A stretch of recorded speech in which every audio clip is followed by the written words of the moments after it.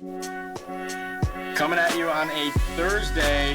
The 2 Point Show is back. We're giving you guys 2 episodes this week. And why not having the big man for Michigan State basketball, Carson Cooper. Carson, man, thank you so much. I saw you in Starbucks the other day, and I kind of came up to you, and here we are. Got you on the show. Yeah, thanks for having me, fellas. Of course. Gideon, good to see you. Just been 2 days. Good to be back. We're back. Yep. So, Carson, my first question for you is just how's the team looking this year, man? I think they look pretty good. I think, it's exciting always. I mean, it's exciting, and, it's kind of different every year now with more of the new players coming in every year. But, I think we'll be better on paper than we were last year, beginning of the year. But we just got to, keep getting our team camaraderie better and to what we had last year. So I think that's what made us successful last year. So we just got to get to the same level we were at this year. Yeah, we had a really good year. I'm a huge Spartan fan. I've been growing up Michigan State fan my whole life. I know like everything from the last 10 years and stuff. Yeah, we had an incredible season last year. Lost in the Elite Eight, and yeah, kind of just what were the keys to success for that team last season? Definitely wasn't shooting because we didn't do that great. But I think it was just honestly more of just playing hard and trusting each other. I think that was the biggest thing. We had a lot of moments where we could have folded, or we could have gotten at each other, or something was going wrong where kind of like what I said before, we had the camaraderie and everybody was in the right mindset to really just take the coaching the right way and be able to just respond and not not be overly cocky and don't want to get better and don't want to listen to anybody. Like we had nobody like that, so just the feeling of that on our team was probably the main thing. Yeah, I wanna ask you about Grind Week, and you guys had Grind Week about 1 or 2 weeks ago. What's it like as a current player seeing all the alumni come back and grind with some of your idols, I guess? Yeah, it's really cool. That's probably up there for one of my top favorite times of the year and favorite times of the summer, is because you get to see those guys very, very little. And even if you do see them throughout the year, maybe if they stop over, obviously the guys that are active, they don't stop over much, but a lot of the older guys that'll stop over, like Steve Smith and Mateen and all those guys that, they don't play anymore, but they'll stop over throughout the year. You don't really get much time to really just chop it up and get to know them and get to play with them and bond with them. So, the 2 or 3 days that they can come over are really cool. And yeah, for me, I just try to learn as much as I can from them while they're here and really try to pick their brain. My idol I look up to a lot is Tillman. I think me and Tillman kind of had the kind of same body structure and I kind of want to get to his level he was at when I was here. So when he was here, I always like to pick his brain and see what he thinks in certain situations, and also play against him and stuff when we're scrimmaging. So it's awesome. Yeah, I see all the Instagram posts. Grind Week it looks like something that no school really does, besides Michigan State. Yeah, you can't really see it anywhere else. I know other schools they try to create certain brotherhoods or certain family environments, but it's when you got a coach that's been there for this long and has that many players and really built a culture, it's kind of hard to replicate. And that's pretty much the main reason why people come here, is because they want to be part of that family environment. They want to be a Spartan dog for life and just be part of that family. So for sure, yeah. So I know, Carson, you're coming up on your senior year at MSU. The last 4 years, what's it been like playing for Coach Tom Izzo? Yeah, it's a lot of highs and some lows for sure. My first 2 years, we start off a little rocky, and it was a lot of good experience for me.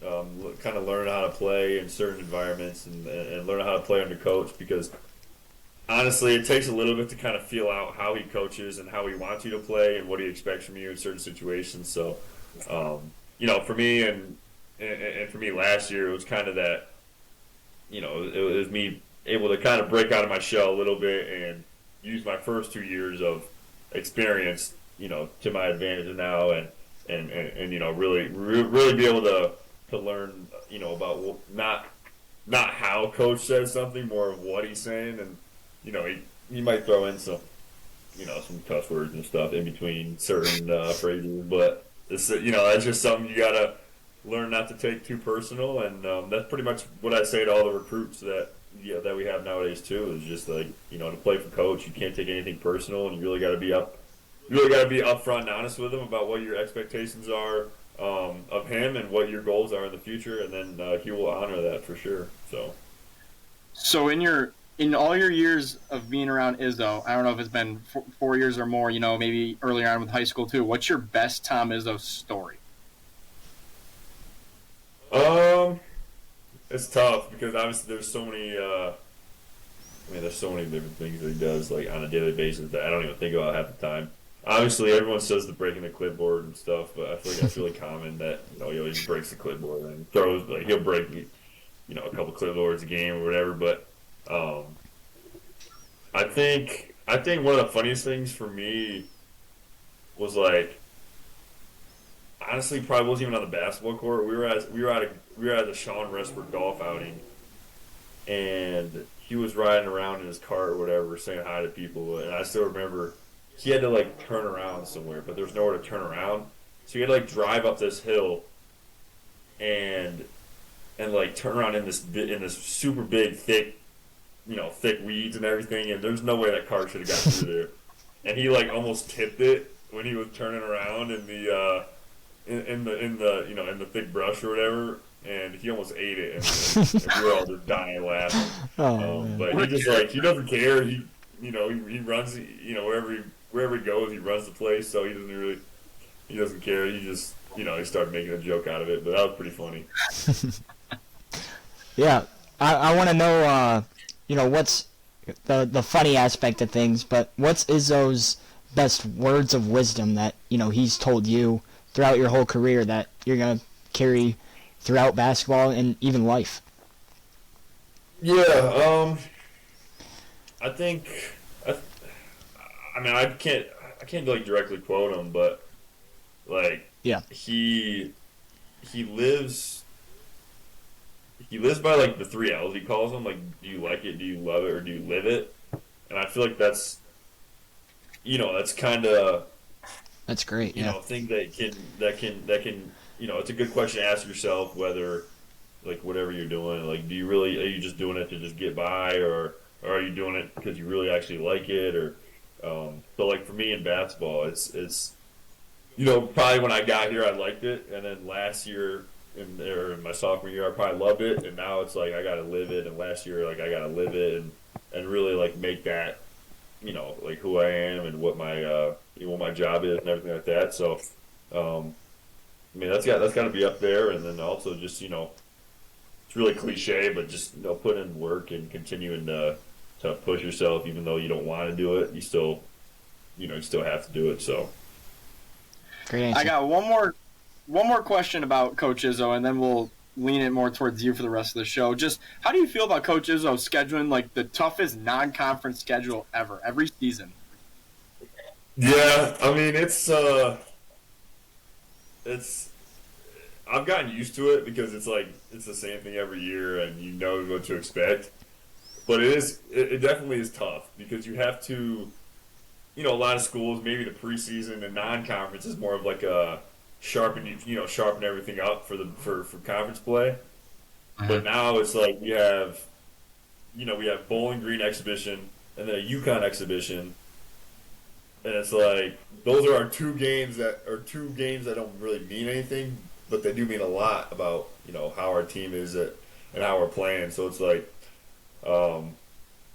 don't know, it's tough, but it's also really good because you can kind of take positives away whether we win or lose. Because if we lose, then it's a learning aspect, and we can kind of figure out, what we're not doing great. But then if we win, then we know we're in a good spot, and we got to keep continuing to do what we do. So I'm excited for this year. You know, it's probably the toughest non-conference I've had since I've been here. You know, playing three of the Blue Bloods and UConn I would agree with Exhibition and that. Arkansas, and yeah, it's gonna be tough. But I'm excited, and you know, if we get through that and stuff like that, then people will, you know, probably put some respect on our name this year. Where's the For sure. where's the toughest place to play that you've played at in the Big Ten and all around the country? Um, Obviously Michigan's tough just because how that is, but I don't think they're the hardest to play at just because they haven't been, you know, super great last year they were better for sure, so there was it was a little better environment. My freshman sophomore year wasn't anything crazy. It's tough between Purdue and Illinois. Those are two like well-known places that it's tough to play at because you know, they're pretty close and they really pack it in. Like Purdue's really tough because it's kind of a smaller arena, dome kind of style. So when everybody's screaming and stuff, it kind of echoes and it gets down in the court and it's pretty loud. So I'd probably say Purdue or Illinois, other than Michigan, that are tough to play at. You know, both of those fans they're ruthless, man. They'll get at you. They'll get at you know the parent section. My parents have gotten, you know, they've gotten some words thrown at them and stuff like that. It's yeah, it's tough, but I mean, you know, it goes both ways. I know our own members are pretty rowdy out there too, and I love it. So I can't really, you know, I can't knock it. Hey, it goes around. What goes around comes around. Yeah. So yeah, best teammates you've ever played with in your whole life, high school, college, you name it. Right off the bat, probably my mentor when I got here my freshman year was Malik Hall.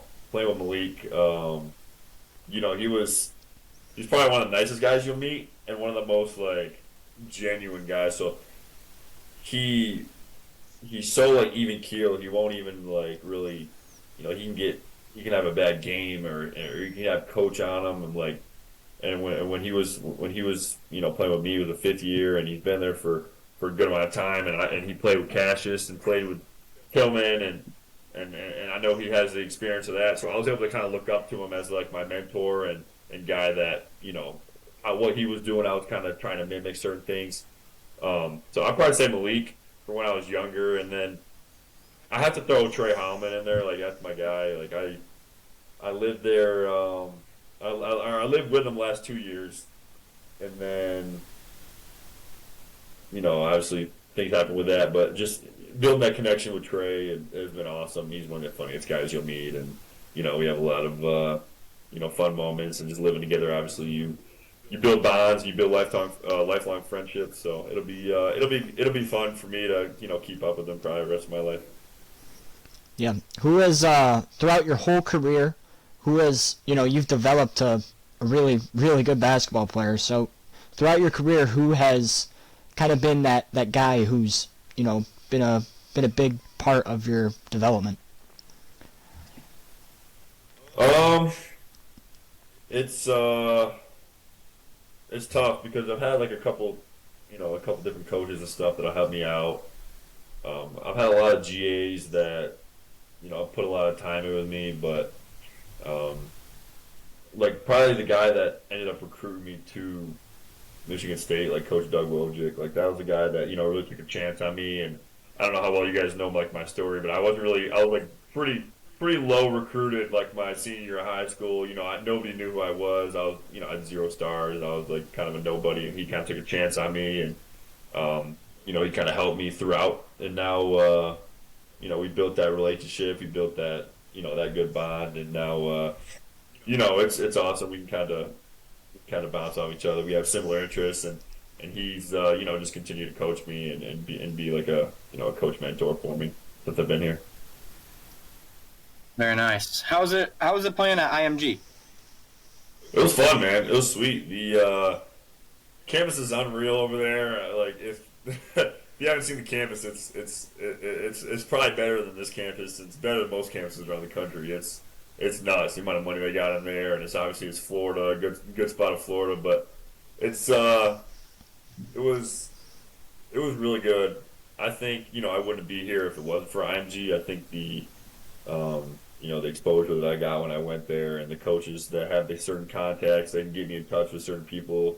That had to do with part of it. Like beforehand, I didn't have those connections and I didn't have those contacts, so I wasn't able to do that. Now at IMG, I was able to do that. So, I owe a lot to my coach down at IMG for sure.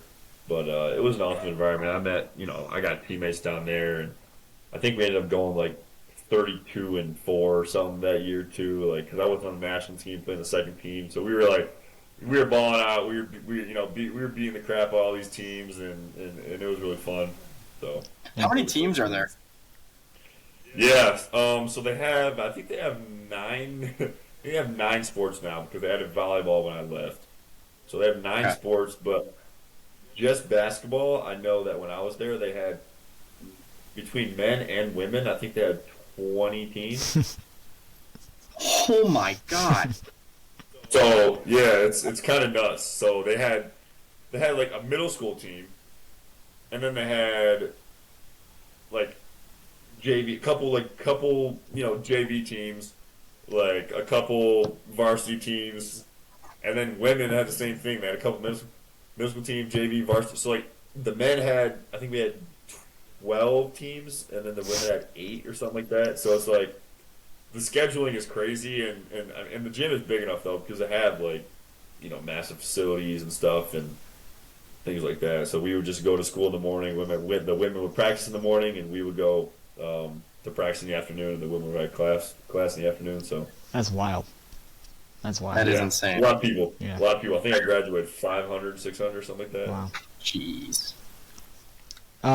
If you didn't play basketball, what would your sport be? It would be soccer. Really? Because I played soccer my whole life. Although I wish I got into golf earlier because that'd be fun to get into. But yeah, I was a soccer guy my whole life. I played soccer growing up, and I was a goalie all throughout high school, and I was pretty good. I think I was All-State honorable mention my junior year. So if I would have stayed my senior year, then I probably would have been able to hop in an All-State team for soccer. But just COVID kind of hit and messed up everything, and then kind of forced me to choose basketball over soccer and give that up. But I definitely miss it for sure. How's the golf handicap? It's pretty good. I'm playing my best right now. Or towards the end of the summer, I was, so I'm down to a 5.9 right now, I think. Wow. Jeez. Okay. I think I was 11 start of the summer, and I started playing really well towards the end. So kind of pushed me down a little bit. You play a lot, or what? Yeah, during the summer I try to get out a lot because we have a good amount of time in between workouts and practice during the summer, and now that school and we start officials and stuff, it's getting tough to get out, and I'll probably once we obviously start playing, then I'm not. But during the summer I'll probably try to get out like 3 or 4 times a week if I can. Nice. Just around campus and stuff like that. So a little soccer, get away from basketball every once in a while. All right, we'll get back to the basketball questions. Yeah. So the best player, who are some of the best players as a big man, you've ever had to guard? Yeah, so I played against Edie, so that's number one for me. Edie was tough because there really wasn't much you could do with him. He was strong. He had touch, and like you guys don't look very surprised. It's 2-time player of the year. There's not many people that can do anything against him, so that was tough. And then Oscar Shibwe, my freshman year, that was probably like my welcome to college basketball. That was probably my welcome to college basketball moment there when I had to guard him. He was like a walk-in, trying to move a tree trunk. Like his legs and stuff were just massive. He's one of the best rebounders in college basketball. He was the player of the year before. Like he was nuts, and he was really good. And then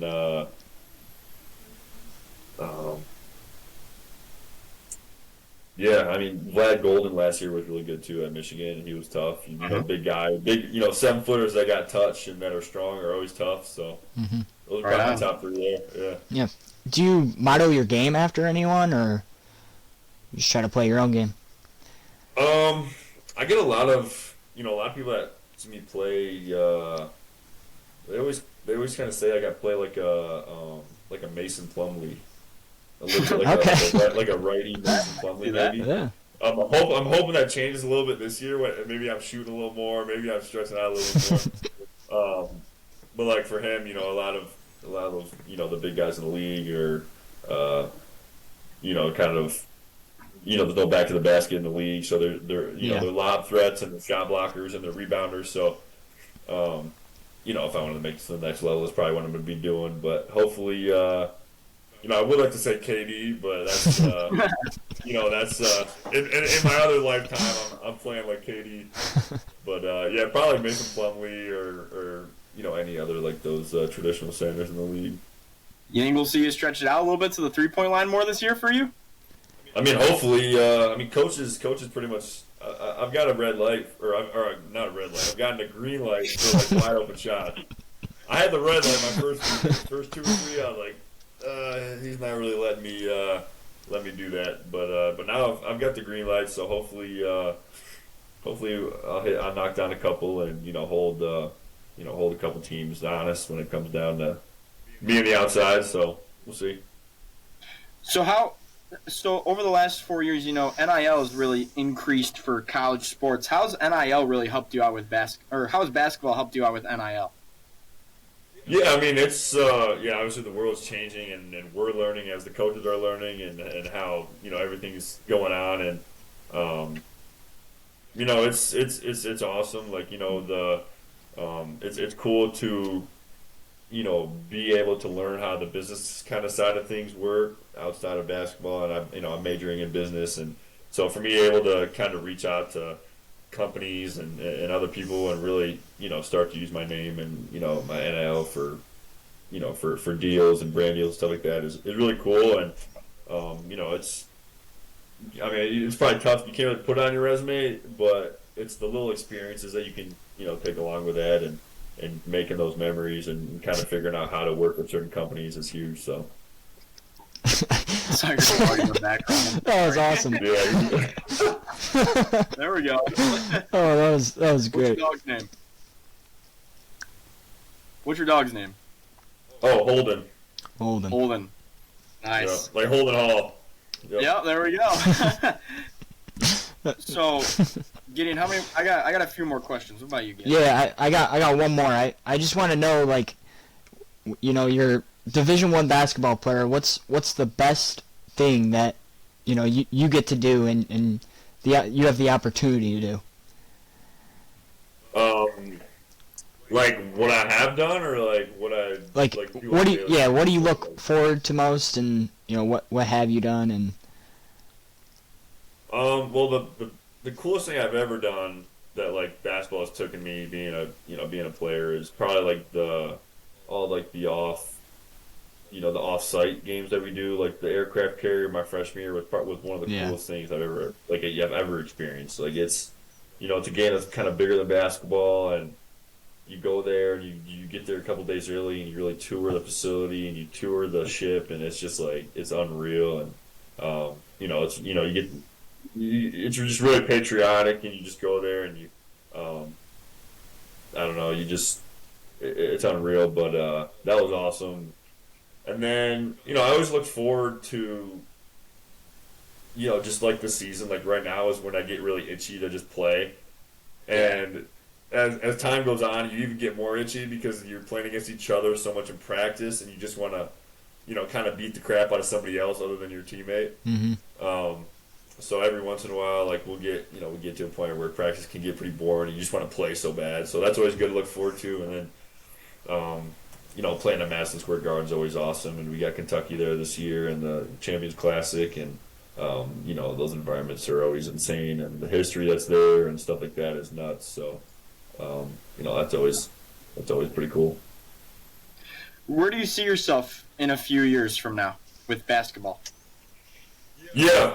I think that kind of the way I'm playing, and the year I hope to have, if I can try to get on a contract in the NBA next year, then that'll be awesome. And if I have to do G League or something like that, but that's my main goal right now is just put a good year together, kind of like what I said earlier with Tillman. Tillman put a good year together. He's only had 3 years, so the junior year, and he averaged like 12-8 or 12-10 or something like that, and defensive player of the year. Like putting together a good year like that and putting a resume together is huge. So, if I do that and do the right things, then playing in the league hopefully, and then if that doesn't work out, then hopefully playing professional somewhere overseas, and just continuing to play somewhere. So I don't plan to hang the shoes up too early.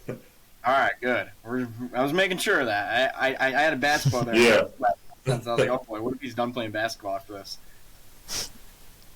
So, I love it. all right, good.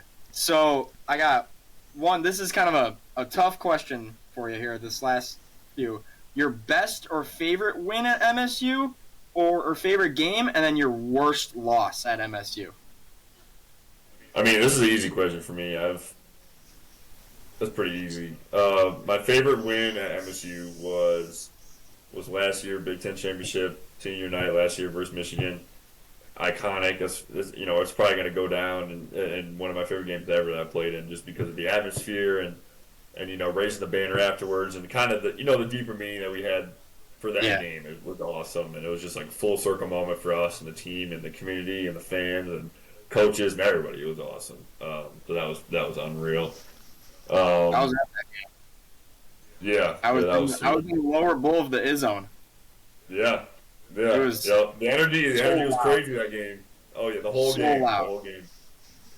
But we've had a couple bad losses. We've had a couple buzzer beaters. The Ohio State game 2 years ago, they hit a buzzer beater on us to beat us, and that was when they were playing really bad. I think one of the worst losses we had that really hurt was when Purdue beat us my freshman year, I think. Freshman or sophomore year, Purdue was playing at our place, and Zach Edey scored like a game-winning hook shot with like 5 seconds left or 2 seconds left, or like a buzzer beater. That had to be one of the most, because we played such a good game, and Purdue was, I think they were like a top 10 team at the time, so it really would have helped our. I think that was the year like we barely got in the NCAA tournament, so like that would have really boosted our resume, and so that was a tough loss for sure. But also, I'm throwing James Madison from 2 years ago, because that was a terrible. I was hoping you wouldn't say that game. Yeah, see that like preseason, what are we, preseason number 3 or preseason number 2 or something, and that was all I'm saying. He probably would not want to be in that film room the day after that game. That's all I'm saying. And then that kind of that whole vibe kind of tanked our season. Lightning everybody, wasn't it? So. Yeah, that was a tough year, and that was definitely a tough start to the year. So, but yeah, for sure. I think as a fan, the worst loss, I was watching on my phone. It was March Madness when you guys lost to Kansas State, man. That was. Yeah. Kansas State is really tough for sure. Yeah. Especially because really good. The amount of BS that they ended up. We were up 6 or something with a minute left, and that one hurts for sure. But also, no negative here. Yeah. I'm glad we were able to bounce back and get past the Sweet 16 last year and start to make a deeper run. So hopefully next year is the year we get all the way. For sure. And how are the new assistants coaches at Michigan State too? Sadie Washington, Doug you mentioned as well. How are they? They're doing really good. So we had Austin Thornton as well. He played with Coach a while back, and he came on. He came on recently, and obviously Sadie coming in from Michigan, but he's got so much experience for coaching big guys, and he coached in Michigan for 8 or 9 years, coached big guys, coached like the Wagner twins or brothers and all those guys. So for me, and he's from Lansing, so he's really a Michigan State guy that just happened to be in Michigan for that long. So it was easy for him to wear green and stuff. But Sadie's my guy. Sadie kind of took over the bigs a little bit, and really been big on my development. And obviously Doug is amazing, and he can get intense, obviously, but at the end of the day, they want the best for you and everything like that. So other than that, I love our coaching staff. The guys that we got, they all do their job. They do it pretty well. So Good to hear, man. Hey, well, yeah. Carson Cooper, everyone. Yeah, that's going to do it for this episode. Carson, just one more time, thank you so much for coming on and coming together for the 2 Point Show. Means a lot. Appreciate it. Yeah, man, absolutely. Thanks for having me. Yeah, of course. And we're just trying to grow this page more and more, and why not do it with Carson Cooper, man? I'm a Spartan now. I'm a freshman. It's huge for us. Yeah, just remember when you guys are big and famous, all right? All right, relax. All right, well, that's going to conclude it for this episode. Gideon, you got anything else? You're all set. Oh, thanks, Carson. Means a lot. Yeah, for sure. All right, we'll see you guys next time. Peace out. Yeah.